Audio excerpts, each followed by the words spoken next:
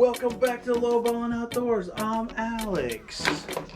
Welcome. This is a 185,000 degree day here in southern Missouri, if you haven't noticed. We're back with the 308. We've got the final load down. I'm not going to bring a whole bunch of crap into it. It's 45.5 grains of Varget. Oh yeah, not a problem. We're using these Hornady interlock bullets. 150 grains. So as I was loading these up last night, I noticed a few things. These don't have a real big bearing surface on them, just really short. And they put that cantilever right there on the top side of it. And that kind of limits how far out we can, stick the bullet out or push it in. So what I did was, as you can see on this one, the very, very bottom of that cantilever, just focus. Very bottom of that cantilever is where we loaded these two. So, without further yapping about it, let's get to punching some holes in these targets. We got some stuff set up at 100 yards and the 200 yards, just to do kind of a little check to see if we can actually smack something at 200 yards. Now, I found out when we go to Michigan with this, because that's what the whole purpose of this thing was for, was Michigan. That's why it's still in a plastic stock and stuff. Is our furthest poke at a deer is going to be at 200 yards. So, what is better than getting ready for it right now? Alright, I already walked down there and got our target set up at the 100. So let's go ahead and get set up with the eyes and ears and all that fancy dancy stuff and give her a poke. Well guys, I'm still digging this Ruger. I mean, it's a fine little machine. It loads nicely. For a hunting rig, this is actually like a really good thing.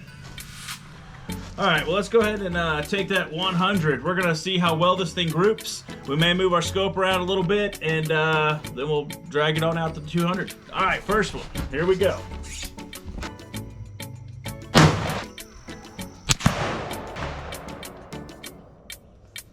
Okay, number one.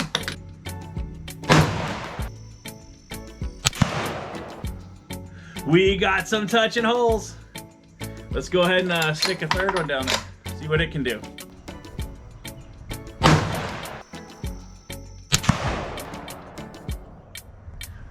Winner, winner. Okay, so we got them. Okay, so we got them all three touching. Now all we gotta do is kind of move up the scope a little bit, but I won't bore you guys with that.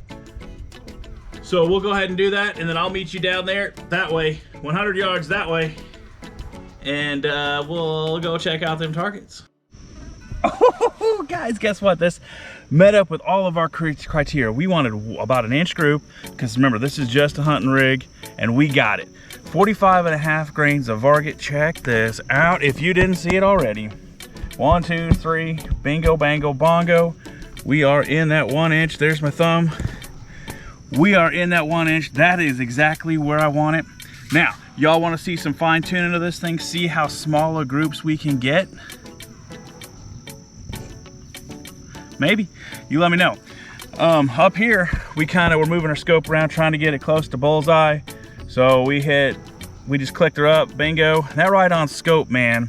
These turrets have a really positive click on it and they work really well. We went boom to here and then I moved it again, just trying to get it up, but I messed it all up, I was thinking doing everything cheap and stuff. Sometimes you screw up sometimes, but that's the way it is.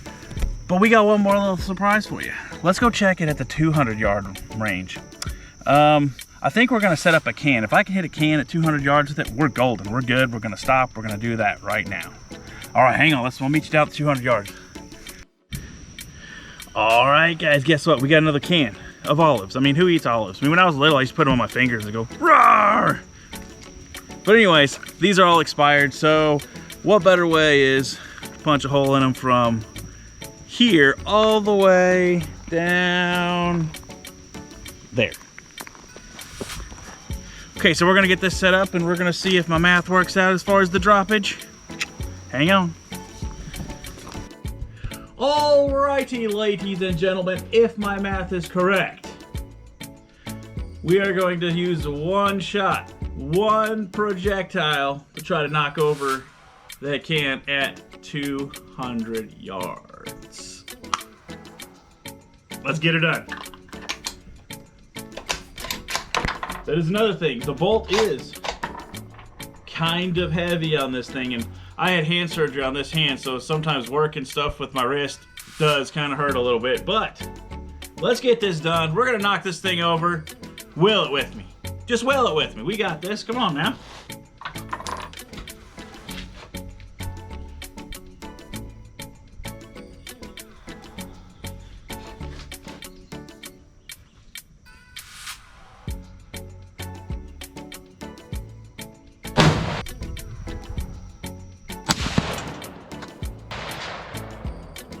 Bingo!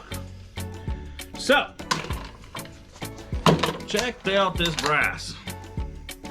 Check out this brass right there. Looking good for the camera. No bulges. No flat spotting of the primers. I think we're good to go. This seems like a pretty good little load. I've had some comments and some people that were concerned about the Hornady interlock, just these little lead nose projectiles. Have y'all had any experiences with it, whether they're good or bad? Let me know in the comments. I'd love to know. I'd love to hear about it before I take, this trip up to Michigan, which is like, I don't know, 12, 13 hours away for us here. Oh, well, let's get down to 200 yards and check out what we did to that can down there. All right, guys, let's go. Did you guys see that?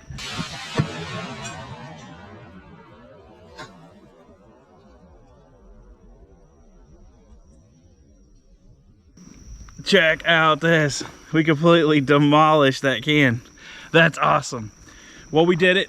We know in Michigan there is 200 yards. That'll be our maximum spot where a deer is going to be.